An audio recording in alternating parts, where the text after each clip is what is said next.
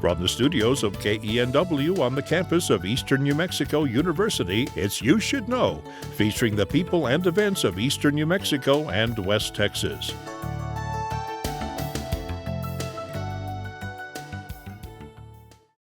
Welcome to You Should Know. My name is Evelyn Ledbetter, and I'm the host. And today we have Lisa Schmidt.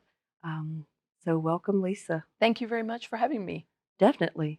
So let's just start. Give us a little bit of information about you and who you are. My name is Lisa Schmidt. I born in Kansas, raised in New Mexico, went to school at Eastern, alum, and started in the radio business not long after college. So I've been in the radio business for a very long time. And you're the same age as I am, 39 plus change. Yes. That's exactly right. Same. So. Yes. Well, actually, what we're talking about today is you had an experience with a rattlesnake, and that's something that we live with all the time in this area. Yes. So tell me what happened. It was an experience for sure. Most people think of snake bites as life-threatening. It wasn't quite that, but it was certainly a learning experience. It was mid-November, November 17th of 2020. Okay. Out with some friends, deer hunting. We were about 8 miles east of Portales. Beautiful day. We had a cold snap. So it was nice that it was cold in the morning when we had started out, but it became a nice day, and that's key for snakes, just because they like sun. So right. They were out. We started pretty early, and we had hiked in. We drove out 202, the Kakawati. Okay. And we had gotten to State Line Road, turned off a little bit, and had started hiking in. And we had hiked in pretty good. We got out about 6 a.m. and it was I got bit about noon. And the snake that bit me was a 3.5-foot prairie rattlesnake. I did not see her. Snakes about that time of year their bodies start shutting down because it's getting cold. And so they panic because they're just looking for food. That's all. And so there was no warning rattle because they're desperate for food. And so she didn't rattle. We call her she. We don't actually know, but we've always referred to her. You may call her something besides that on occasion. Yes, we do refer to her as she most of the time. So, but she struck from under a bush. And I knew. I saw her as she was striking, and I kicked her, and so she only caught my leg with one fang. So basically, you're just out walking, you're deer hunting, right? Yes. So just in its handhills, brush. Yes. At that point, the vegetation is brown, so they just blend in perfect. Yes, and that never saw her until she moved. And by then, so tell me this: what were you like? What was your attire that day? If you're hunting, it's probably coolish. But what did you have on? I actually had on. I had on boots. The strike she got in was right above the top of my boot. So tall boots are key. But I was wearing a pair of jeans and a pair of tights under that. And she actually got through both. I had a pair of heavy Levi's on. And went through that and my tights. And so I knew that I had been struck as soon as she struck. And so from there, it becomes an entirely different thing. Who were you hunting with? Thankfully, I was hunting with my best friend at the time, Cody Manchin. He was a herpetologist. He actually was in charge of the reptile house at the Clovis Zoo. So very familiar. Yes, and he had several venomous bites throughout his career. So he knew what to do, which was a blessing, absolute blessing. And what became important to me at that point was to make sure that everybody else knew, because throughout the rest of this adventure, from the time I got bit until today, the number of people who don't know what to do in a snake bite is scary. Actually, I think our farm is about 2 or 3 miles from where you were. Yes, we were just east of where the farm is. So when you basically when you deer hunt, you draw out, but lots of times you go over deeded land and state land and you just walk in. Right. So how many miles had y'all walked in? Oh, we were at least 4 in. And no if not 5. vehicles. No, You've walked in yes, and we are halfway between State Line Road and Portales. So we're literally in the middle of nowhere, in the boonies. in the boonies. And once the bite happened, um, nobody panicked, which is key. That is the number one thing. Do not panic. What happens when venom enters your body is that the less it moves throughout your body, the better. So you don't want your heart rate up. You don't want your respiration up. You just want to be calm. And that's much easier. You've just been bit by a snake. Just stay calm and relaxed. Yes, and I'm not personally. I'm not a freaker outer for the most part. I never panicked. We called 911, which was another story. The first 911 recipient that we called, when we called 911, the first dispatch center we ended up with was Bailey County, which is Muleshoe. Okay. Well, we're a little farther from them than we are from Portales. So we had Right. to do some rerouting, and they had to actually, but the self-service out there was not It's the greatest. Not, right, exactly. So we actually had to call 911 back several times because we would get disconnected. And so every time we called 911, we would end up at a different dispatch center. So finally, the dispatch center, we had called, and somebody personally had called us back from the Portales Fire Department. Okay. So we had 911 on the phone, as well as somebody personally who was out looking for us. So we did have several means of communication, which was key to finding us because it took a while. It literally took a while for them to find us. And once the call was made and we established, the first thing they told us is tourniquet. Put a tourniquet on it, which is protocol that they don't actually use anymore. Right. That is my Tourniquets, understanding. you don't put tourniquets, yes, on snake bites, because what happens is venom causes tissue necrosis. It makes the tissue in your body break down. So you don't want to keep it all in one place. It's better to spread out Yes. because the damage. Yes. More yeah, area. correct. And it spreads that venom throughout your body, so it doesn't do as much damage to a certain location. So the thing is, So- they need to get you out of there and get you to healthcare. Right. And so we got bit. 911, we know the fire department is on the way. So they're trying to find us. We can hear the helicopter. They've called in a helicopter because snake bites are considered a level 2 trauma. And so they require trauma care. So the helicopter's circling. We can hear it. Can't actually see it yet, but we can hear it. The fire department's trying to find us. It took about almost an hour for them to get into us. Ambulance couldn't get back where we were because they can't get back into the sand dunes. Right. So finally the sheriff's department came in and got us in a pickup. Picked us up in a pickup and took us to the ambulance then to helicopter. Because I think actually Vince had to get cut there by Yes, us. And, yes. and the helicopter literally landed in the circle Yes, to come and get you. yes. So And so At that point, you know that it's been a strike. You know it's not a dry strike. right. So we've got to get you out. Actually, at that point, we did know it was not a dry strike. However, dry strikes are a thing, and that's what they actually told me at the hospital. Where they don't release the venom. It wasn't a dry strike. Okay. The hospital told us that it was. Which hospital? We flew airlifted to Covenant. Because a lot of your small hospitals don't carry the antivenom. Correct. It's very expensive. Yes, it's very expensive and it's hard to get, and it's hard to manage.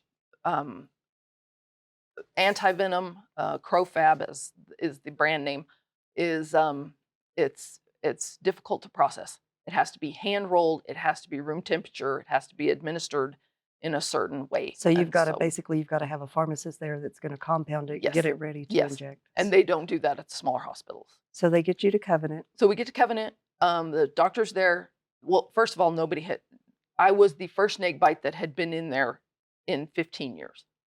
And so they, it was kind of crazy. Several people came up to us right off the bat and said, "Hey, you're our first snake bite. Can we see?" Because I mean, at that point, there had not been a real reaction. There Mhm. was obviously you could see the puncture hole because there was some blood there from the puncture hole, and it had bruised a little, and the swelling was, it was moderate, but it wasn't out of control. So they had to call a trauma doctor in because a level 2 trauma requires trauma care. So they bring in a trauma doctor, and he said, it's a dry bite. We're going to send you home. And so I was in the hospital. I was in the ER for about an hour after I landed. And of course, all of the people that I were with are driving over. They had the sheriff's department had taken him back to our vehicle that we came in, and they were driving over to Lubbock. And by the time they got there, the hospital was still saying that it was a dry bite and they were going to send me home. So where was my ride to come home? And about the time that Cody arrived and he knew that it was not a dry bite. The difference is, and the way to tell is that dry bites don't bruise. Venom causes bruising. So if there's a bruise around the bite, Something's it has going been on. it has been an actual strike. And so we get to the hospital, and the doctor says, we'll send you home. It's a dry bite. And so there's some conversation going on about whether or not it's actually a dry bite. And within about 10 minutes of that conversation, I have been probably at this point, it's been about 3 hours since I was actually bit.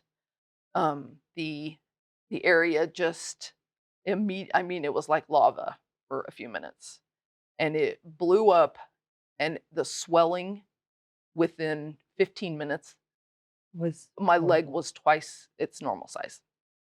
So you're at Covenant, and all of a sudden, you know this isn't a dry bite. Right. You said it bruises if it actually has venom in it. Right. They're about to release you, Right. and this thing just goes nuts. Yes, like lava. It just, for about an hour, it just swelled, and it became painful, and it was obvious there was something wrong. What would have happened So, if they had released you and you were well, we would have potentially just turned around. The and went back? reason, and this is key, the reason that it took so long it's what they called a delay reaction, because we kept calm and we didn't freak out, and the venom hadn't had an opportunity to do its thing just because it was still working around through my body. Okay. And so that's what happens when you're calm. That's the way it should be. Is you don't want, you just don't. I would have been in worse shape had that reaction happened in the field instead of at the hospital.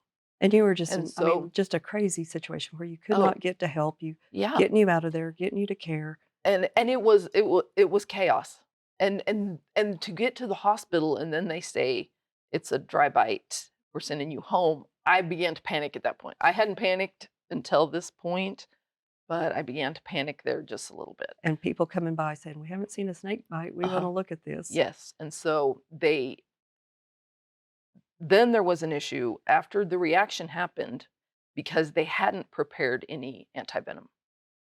And so, which I understand from a medical standpoint, I understand. Antivenom is incredibly expensive. Right. It is $3,100 a vial, and minimum dosage is 6 vials.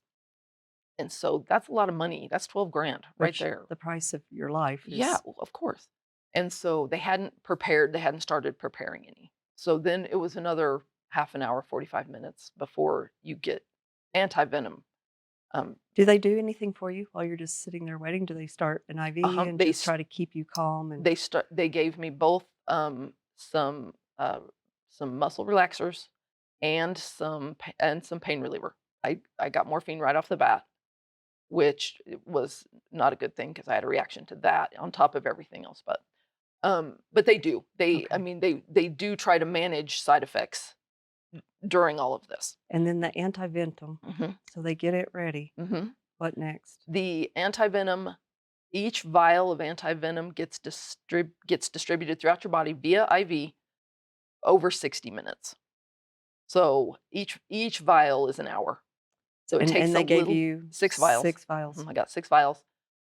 They admitted later at a follow-up appointment that they probably should have given me at least 2 more, but at the time they didn't know. They don't Right. know, because this happens rarely. Do these people end up at the hospital And what's so crazy is the snakes are around us all the all the time. time? I've actually picked up a wood pile and had one in my Yes, hand, and yes, it and slithered through. which But is good. I mean, it's in an educational sense, we should be more prepared for these mhm. kinds of things. So from the ER, I'm getting the antivenom. The and I was in the ER for about 12 hours. By the time they had gotten they wouldn't move me until they had delivered all of the antivenom. So I was in the ER for all of that time. Well, from that point, it's then, because it's considered a level 2 trauma, you're required to go to ICU. Okay. So from delivery room, from emergency room to ER, I was in the ER for another 12 hours. Pain relief, Okay. just waiting for the symptoms to um, Subside. yeah, What does the antivenom do? Does it neutralize the yes, poison to a point it stops doing the damage to the tissue? correct. Yes. And what was the word that you said on the tissue? Necrosis. Necrosis. It breaks down the tissue. It just starts and eating your. on my scar, yes. And today, I have about a quarter size scar, where the tissue, and it's just a divot there where that tissue from the bite area has just dissolved, So, basically. and it got you up towards the knee area. It got me just about 4 inches below my knee, right at the top Right of at the my top calf. of the boots. Yep, upper calf. Because I know with us farming, had talked to EMTs before of Mhm. saying, what are the things to do? And just like you said, try to stay calm. Don't start doing a tourniquet. Right, Just get to healthcare as soon as you can. right. And don't spit and suck. That's another thing that everybody said. Why did Oh. somebody? Well, what happens when you spit and suck or cut and suck is if the person who does the sucking has any kind of open wound, then you've envenomated 2 people. So now instead they're of in just trouble too. right, instead of just one And how many person. people So would even have a clue of what how they should do or right. how to cut? Or And we've all that's got rusty pocket knives. oh yeah, And yeah. terrible So things. then you're in another situation too. So don't do that either. But So they get you stabilized. yes, and so in the meantime, a great resource became available to me. My dad is actually a veterinarian, and through some friends of his, I got in touch with a Facebook support group called it's the National Snake Bite Support Group. And what they do in the event of a bite, if you reach out to them in the event of a bite, they will provide protocol to the hospital. It is proven these people, they're snakebite professionals, and they They absolutely know their stuff. they know what's going on. Yes, the doctor who heads this, his name is Dr. Spencer Green. He is a venom specialist out of a hospital in Houston. Amazing man, and he knows. So what they do then is they provide protocol. There is a certain level. The swelling is the worst part of a snake bite. It is sometimes unimaginable the amount of swelling that you can have. It is the most painful part of a snake bite. The The bite swelling. area itself isn't necessarily all that painful. It scabs over, so you have Okay. that, the deep cut scab kind of pain, which is not that big of a deal. The The swelling, swelling. weeks worth. Horrendous. It took 6 weeks to get to the point where I could walk without pain. The How long swelling is how the long did worst. they keep you in the I hospital? was out of the hospital in 24 hours. And their care The reason, instructions were well, basically none, because they didn't actually know what was what to do. happening. And I will one of the key things that we didn't do that we should have done in the hospital was elevation. There is a specific gradient of elevation that you're supposed to maintain for snake bites, and that wasn't done. And so, which probably would have aided in the swelling some. But swelling too in a snake bite also, it travels because the venom travels. So once it's reacted, the swelling actually travels. And I had more swelling in my hip 2 days later than I actually had around the bite area. And so the swelling was absolutely the worst part. So did they set you up to go to wound care or any type of physical therapy Nope. or anything? No. Here you go. Go home. Go home.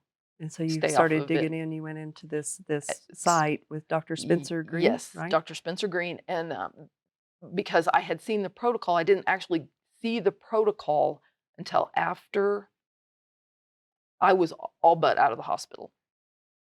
And so then, you take your own personal health care into your own hands, and you you read through the protocol and see Mhm. what they did and what they didn't do and those kinds of things. So then you can kind of, self-care once you get home. And which I did. We elevated for days and, which helped a lot.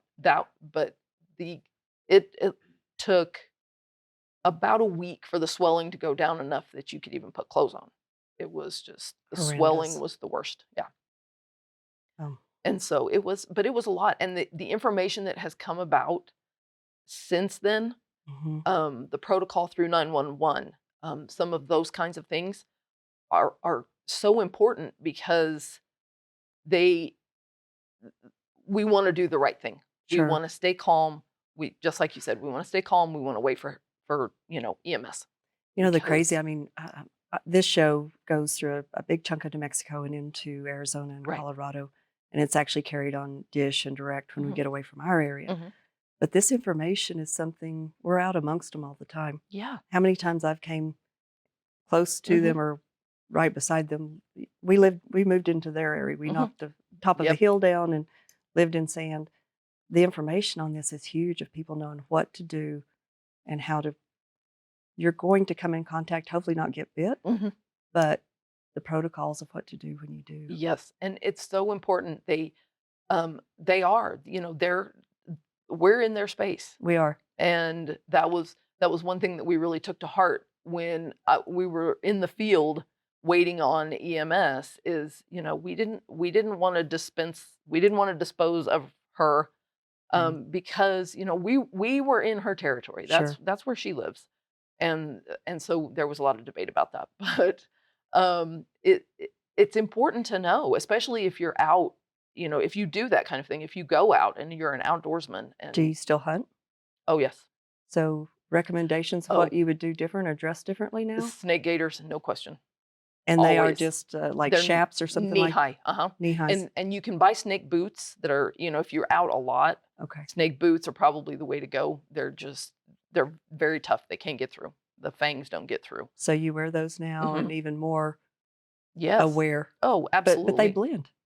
They do. They're right there And beside you and you it's don't even it's see them. important to know, and this is something that was key too that I would have done differently had I known, because of the time of year that we hunt, usually in the fall, they're They're moving. yes, They're and trying to find a yes, place. and they're looking for food, and Oh, I won't say they're desperate, but they know they need to gather food, and so walk when you're walking, especially through the sand dunes like we were. right. Don't walk next to the bushes. Make your path. Where it's an open area where you can Yes, and see. uh, stay single file. If you're with a group, Okay. stay single file so you don't all spread out because then inevitably somebody runs up against a bush. Lisa, this is great information. I know we talked a little bit afterwards, and this happened, like you said, 3 years ago. Yeah, almost 3. But we'll put up the Facebook information, Yes, for the the support group. National Snake Bite Support Group. Also, one key thing about that, they also have veterinarians on staff. Okay. So it's good for both human bites And and for dogs. dog bites, cat bites. I really So appreciate you coming in absolutely. today. Thank you for If this having me. if this helps one person, Oh, absolutely. And it's then such important information. very valuable. Well, great. That's awesome. So, to all of you out there, thank you for watching, and we will see you next time. Cheers.